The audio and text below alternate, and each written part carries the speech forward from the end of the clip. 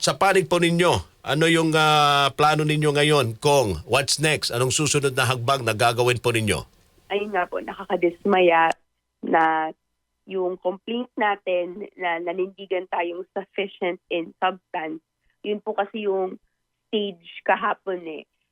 I-determine kung doon sa complaint may mga aligasyon na kapag pag-aaralan mo ay sinasabi niya kung bakit merong betrayal of public trust. Pero nagdagdag ng bagong standard and rule yung mga miyembro kahapon at yun yung ginamit na batayan kung bakit sa pagboto insufficient in substance daw siya. So tama po, no, hindi pa tapos yung mga maaari nating steps na gawin sa complaint. May report pang isusumite ang Committee on Justice sa plenary at yung plenary ay may action din na gagawin dito. Pwede po sa plenary ibukas ng mga hindi po pumayag na insufficient in substance yung complaint.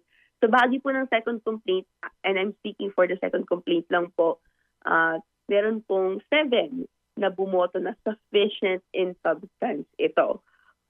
Pwede pa pong i-overturn ito with a 1/3 vote, and sa bahagi natin, i-manifest natin yun on the floor kung ma-overturn ito.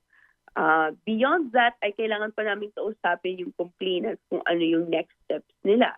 At as of yesterday, no, ang sabi nila, pag-aaralan pa nila. Pero sa amin, hindi naman po tapos yung laban. Sa loob lang ng Kongreso, kailangan nating pag-usapan at paghalawan to ng aral kung paano gagawin at dadalhin yung laban sa labas